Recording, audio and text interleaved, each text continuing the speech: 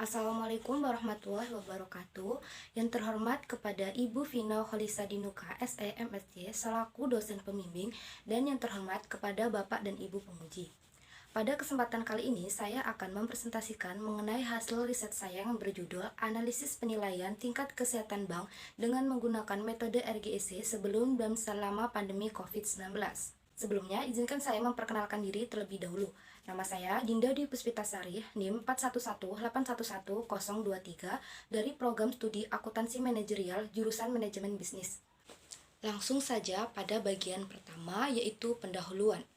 Peneliti dalam membuat riset ini dilatar belakangi oleh beberapa masalah, yaitu saat ini Indonesia sedang menghadapi adanya wabah COVID-19. Sejak merebaknya COVID-19, perekonomian Indonesia termasuk sektor perbankan terkena imbas negatifnya. Padahal, faktor penentu bagi pertumbuhan ekonomi suatu negara adalah perbankan. Perbankan menjadi mediator instansi yang memiliki kelebihan kas dengan yang membutuhkan pembiayaan atau defisit dana. Dalam upaya mengoptimalkan taraf hidup khalayak umum, perbankan mengumpulkan dan mendistribusikan dana dalam bentuk pinjaman. Maka dari itu, peran perbankan sebagai mediator dalam mendukung pertumbuhan ekonomi Indonesia harus berjalan dengan baik. Namun, karena wabah COVID-19 memasuki kuartal 2 2020, kinerja perbankan mengalami penurunan. Hal ini dikarenakan diberlakukannya PSBB yang menghentikan aktivitas dan mobilitas masyarakat di berbagai sektor, sehingga membuat pertumbuhan ekonomi Indonesia menurun. Menyikapi hal tersebut, Otoritas Jasa Keuangan mengeluarkan suatu kebijakan POJK nomor 11 POJK 03 2020 mengenai stimulus perekonomian Indonesia sebagai counter-cyclical dampak penyebaran coronavirus disease 2019, di mana kebijakan ini bermaksud agar kredit tetap berjalan normal dan menjaga pemulihan kredit. Namun, pada akhir tahun 2020, pertumbuhan kredit masih melemah atau masih mengalami kontraksi sebesar 2,41%. Kontraksi tersebut dikarenakan lemahnya permintaan kredit yang dibarengi dengan peningkatan dana pihak ketiga sebesar 11,11%, sehingga berdampak pada turunnya rasio LDR sebesar 82,24 yang membuat fungsi intermediasi perbankan menurun, di mana fungsi intermediasi perbankan yang menurun akan berpengaruh terhadap tingkat kesehatan suatu bank. Atas dasar itu, peneliti memutuskan untuk melakukan penelitian tentang kesehatan bank sebelum dan selama adanya pandemi COVID-19 dengan judul Analisis Penilaian Tingkat Kesehatan Bank dengan menggunakan metode RGEC sebelum dan selama pandemi COVID-19. Selanjutnya, kajian teori dan pengembangan hipotesis. Grand teori dalam penelitian ini yaitu signaling teori dan agensi teori. Yang pertama, signaling teori. Teori sinyal ini merupakan sinyal yang disampaikan kepada penerima oleh pengirim atau pemilik informasi. Pemberian sinyal ini dilakukan untuk mengurangi kesenjangan informasi atau asimetri informasi antara pihak pengirim dan penerima. Bank adalah pihak pengirim atau pemilik informasi, dan pihak penerima adalah stakeholder atau pihak ketiga yaitu nasabah, misal Spence tahun 1973. Maka, setiap laporan keuangan perlu menyertakan informasi yang berharga bagi pihak yang bersangkutan, karena informasi sebagai sinyal bagi stakeholder atau pihak ketiga dalam mengambil keputusan investasi. Yang kedua, agensi teori. Ketika satu pihak atau lebih setuju untuk bekerja sama di bawah ketentuan kontrak, inilah yang disebut oleh Jensen dan Meckling 1976 sebagai hubungan keagenan. Teori keagenan adalah teori di mana dua pihak, yaitu pemilik dan manajemen, memiliki tujuan yang berlawanan. Pemilik mencari keuntungan maksimum, sedangkan manajemen mencari bonus yang tinggi. Tujuan masing-masing pihak sangat bertentangan, sehingga mereka tidak pernah bisa menyepakati apapun. Oleh karena itu, salah satu metode penilaian kinerja agen adalah penilaian tingkat kesehatan perusahaan. Adapun teori pendukung dalam penelitian ini yaitu risk profile dengan indikator NPL dan LDR, GCG berdasarkan hasil assessment, earning dengan indikator ROA dan NIM, kapital dengan indikator CAR. Selanjutnya, kerangka pemikiran. Dalam penelitian ini dapat dilihat seperti tabel, di mana laporan keuangan dianalisis tingkat kesehatannya dengan menggunakan metode RGEC. Variabel risk profile dengan indikator NPL dan LDR, GCG berdasarkan hasil assessment, earning dengan indikator ROA dan NIM, kapital dengan indikator CAR. Kemudian ditentukan peringkat kompositnya, setelah itu dianalisis dengan uji beda tahun 2019 dan 2020. Kemudian peneliti juga merumuskan beberapa hipotesis, yaitu H1. Sebelum dan selama pandemi COVID-19, profil risiko yang dinilai dengan non-performing loan pada bank umum konvensional yang tercatat di instansi BI ada perbedaan. H2, sebelum dan selama pandemi COVID-19, profil risiko yang dinilai dengan LDR pada bank umum konvensional yang tercatat di instansi BI ada perbedaan. H3, sebelum dan selama pandemi COVID-19, GCG yang dinilai berdasarkan hasil assessment pada bank umum konvensional yang tercatat di instansi BI ada perbedaan. H4, sebelum dan selama pandemi COVID-19, earning yang diukur dengan menggunakan ROA pada bank umum konvensional yang tercatat di instansi BEI ada perbedaan. H5, sebelum dan selama pandemi COVID-19, earning yang diukur dengan menggunakan NIM pada bank umum konvensional yang tercatat di instansi BI ada perbedaan. H6, sebelum dan selama pandemi COVID-19, capital yang diukur menggunakan CAR pada bank umum konvensional yang tercatat di instansi BI ada perbedaan. Selanjutnya, metode penelitian. Jenis penelitian yaitu penelitian deskriptif dan kuantitatif komparatif. Penelitian deskriptif, laporan keuangan dianalisis, ditabulasi, dan ditetapkan dalam peringkat komposit. Sedangkan kuantitatif komparatif yaitu membandingkan hasil rasio keuangan bank pada tahun 2019 dan 2020. Untuk jenis dan sumber data yang digunakan yaitu jenis kuantitatif dengan sumber data sekunder. Untuk lokasi dan objek penelitiannya yaitu di perusahaan perbankan yang terdaftar di Bursa Efek Indonesia dengan objek penilaian tingkat kesehatan bank umum konvensional yang go public yang terdaftar di Bursa Efek Indonesia tahun 2019 sampai 2020. Selanjutnya, untuk teknik penarikan sampel menggunakan purposive sampling dengan berbagai kriteria, sehingga didapatkan sampel sebanyak 39 perusahaan bank umum konvensional.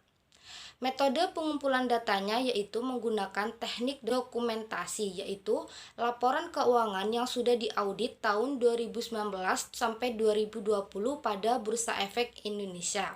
Lalu, untuk teknik analisis datanya menggunakan analisis deskriptif dengan menetapkan dan menganalisis dengan peringkat komposit. Kemudian, statistik deskriptif, menganalisis data berdasarkan rata-rata atau mean. Dan untuk uji bedanya menggunakan uji beda Samuel-Jackson, yaitu menganalisis apakah ada perbedaan yang signifikan secara statistik antara dua sampel berpasangan. Selanjutnya, hasil penelitian dan pembahasan. Yang pertama, analisis deskriptif peringkat komposit. Berikut merupakan tabel penetapan peringkat komposit Bank Umum Konvensional periode 2019 sampai 2020 berdasarkan metode RGEC. Berdasarkan tabel, kinerja Bank Umum Konvensional Indonesia termasuk dalam peringkat komposit 2 dalam aspek RGEC. Sebelum dan selama wabah COVID-19, Bank Umum memiliki peringkat komposit sebesar 80%. Berdasarkan kriteria yang dijelaskan, untuk semua aspek RGEC, Bobot peringkat komposit berkisar 71-80% termasuk dalam peringkat komposit 2 yang menunjukkan kondisi bank yang baik dan sanggup menahan dampak buruk yang tidak menguntungkan dari perubahan lingkungan, bisnis dan faktor dari luar lainnya. Yang kedua, statistik deskriptif variabel. Berikut tabel statistik deskriptif variabel. Untuk rata-rata rasio NPL sebesar 3,45 sebelum COVID-19 dan 3,33 di masa COVID-19. Dibandingkan sebelum pandemi, hal ini membuktikan bahwa sebagian besar bank konvensional mengalami penurunan risiko kredit bermasalah sebesar 0,12 pada rasio NPL. Untuk rata-rata rasio LDR 90,19 sebelum wabah COVID-19 dan 83,96 selama pandemi COVID. Hal ini menunjukkan bahwa di masa wabah COVID-19, sebagian besar rasio LDR bank konvensional mengalami penurunan sebesar 6,24 yang menunjukkan bahwa bank tersebut semakin liquid. Untuk penerapan GCG berdasarkan Salzman ini menunjukkan rata-rata 2,10 sebelum wabah COVID-19 dan 2,17 di masa wabah COVID-19. Penerapan GCG di perbankan konvensional meningkat sebesar 0,08 pada masa wabah COVID-19 yang menunjukkan telah diterapkan dengan baik dan sesuai dengan kebijakan Bank Indonesia dalam penerapan GCG. Untuk rata-rata rasio ROA sebesar 0,87 sebelum pandemi dan selama pandemi 0,56. Hal ini menunjukkan bahwa rasio ROA bank konvensional menurun sebesar 0,31 dibandingkan dengan sebelum pandemi. Untuk rata-rata rasio NIM sebelum pandemi sebesar 4,94 dan selama pandemi sebesar 4,20. Hal ini menunjukkan bahwa rasio NIM bank konvensional menurun sebesar 0,74 dibandingkan dengan sebelum pandemi. Untuk rata-rata rasio CAR sebelum pandemi adalah 27,22 dan meningkat menjadi 28,50 selama wabah. Hal ini menunjukkan peningkatan rasio CAR sebesar 1,28 terlihat di sebagian besar bank konvensional selama pandemi. Kemudian dilanjutkan uji hipotesis dengan uji beda Sandwich-Jackson. Berikut merupakan tabel uji Sandwich-Jackson berdasarkan rasio NPL.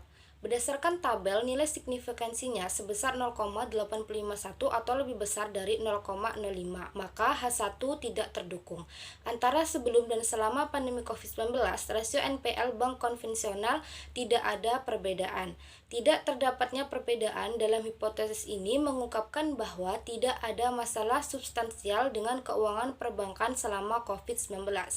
Hal itu terjadi karena kemampuan bank konvensional dalam mengatur pendanaannya dengan melakukan restrukturisasi kredit kepada nasabah yang terdampak COVID-19 dan upaya pemerintah memberikan stimulus kepada perbankan dengan menunda pembayaran utang di waktu wabah COVID-19.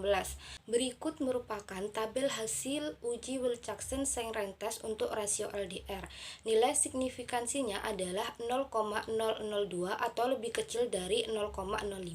Artinya H2 terdukung. Dengan menggunakan indikator rasio likuiditas, hal ini menunjukkan ada perbedaan yang signifikan pada perbankan konvensional sebelum dan selama wabah COVID-19. Dapatnya perbedaan karena bank konvensional mengalami penurunan rasio LDR akibat melemahnya permintaan kredit yang tidak diimbangi dengan kenaikan dana pihak ketiga sehingga membuat fungsi utama perbankan sebagai intermediasi menurun, serta kehati-hatian bank dalam memberikan kredit di masa pandemi saat ini. Selanjutnya, berikut tabel hasil uji Wilcoxon-Sainz test untuk GCG berdasarkan hasil Salzman. Nilai signifikansinya adalah 0,180 atau lebih dari 0,05, maka H3 tidak terdukung. Dengan demikian, tidak ada perbedaan GCG antara sebelum dan selama pandemi COVID-19, karena nilai signifikansinya lebih dari 0,05. Saat menghadapi wabah COVID-19, nilai komposit yang disampaikan tidak menunjukkan perubahan besar dalam manajemen perusahaan. Berikut tabel hasil uji Sanger-Williamson rank test untuk ROA. Dari tabel terlihat bahwa nilai signifikansinya adalah 0,056 atau lebih dari 0,05, yang berarti H4 tidak terdukung. Pengukuran ROA menunjukkan tidak ada perbedaan sebelum dan selama pandemi COVID-19. Tidak terdapatnya perbedaan ini menunjukkan bahwa pendanaan perbankan konvensional tidak terpengaruh oleh wabah COVID-19. Bank konvensional mampu mengelola modalnya untuk mendapatkan laba di masa pandemi. Selanjutnya, berikut merupakan tabel hasil uji Wilcoxon-Sanger rank test rasio NIM. Nilai signifikansinya 0,000 kurang dari 0,05, maka H5 terdukung. Dengan menggunakan rasio NIM sebagai ukuran rentabilitas, hal ini menunjukkan adanya perbedaan rasio NIM. Adanya perbedaan rasio NIM di masa pandemi COVID-19 disebabkan penurunan pendapatan bunga bank akibat penurunan aktivitas penyaluran kredit. Selanjutnya, berikut merupakan tabel hasil uji Wilcoxon-Sanger rank test untuk rasio CAR. Nilai signifikansinya adalah 0,046 atau kurang dari 0,05, yang berarti H6 tidak terdukung. Data CAR menunjukkan bahwa sebelum dan selama wabah COVID-19 terdapat perbedaan permodalan yang cukup signifikan. Terdapatnya perbedaan ini karena bank konvensional lebih berhati-hati di masa pandemi dalam hal penyaluran kredit, yang menyebabkan CAR lebih tinggi akibat penurunan penyaluran kredit yang menyebabkan permodalan kuat. Faktor lain yang membuat permodalan kuat yaitu peningkatan pembentukan cadangan yang disisihkan untuk memerangi potensi dampak wabah COVID-19. Kemudian yang terakhir, kesimpulan dan saran. Kesimpulannya yang pertama yaitu kondisi bank secara keseluruhan sehat atau peringkat komposit 2. Dilihat dari kinerjanya ditinjau dari RGEC, alhasil perbankan lebih siap untuk menghadapi goncangan seperti wabah COVID-19 yang saat ini sedang merebak di seluruh dunia. Yang kedua, sebelum dan di masa pandemi COVID-19 tidak ada perbedaan untuk profil risiko yang diukur dengan rasio NPL. Sementara rasio LDR ada perbedaan antara sebelum dan selama wabah COVID-19. Yang ketiga, GJG yang dinilai berdasarkan hasil assessment tidak ada perbedaan sebelum atau selama wabah COVID-19. Yang keempat, selama dan sebelum wabah COVID-19 tidak terjadi perbedaan untuk rasio ROA. Sementara untuk rasio NIM menunjukkan ada perbedaan antara sebelum dan pada masa pandemi COVID-19. Yang kelima, rasio CAR ada perbedaan baik sebelum maupun selama wabah COVID-19. Selanjutnya, saran untuk peneliti selanjutnya. Pada studi kedepannya diharapkan untuk memperpanjang jangka waktu penelitian dan menambah variabel yang lain seperti ROE agar mendapatkan hasil yang optimal dengan cakupan yang lebih luas lagi dan untuk membantu pihak-pihak yang menginginkan informasi mengenai kinerja bank. Yang kedua, untuk perbankan konvensional. Diharapkan untuk dapat memperkuat tingkat kesehatannya, khususnya risiko kredit, likuiditas, dan tata kelola perusahaan dari kategori sehat atau PK2 menjadi sangat sehat, yaitu PK1, sehingga kepercayaan masyarakat dan investor terhadap perbankan konvensional semakin meningkat. Sekian presentasi dari saya. Apabila ada salah kata, saya mohon maaf yang sebesar-besarnya. Dan saya akhiri. Wassalamualaikum warahmatullahi wabarakatuh.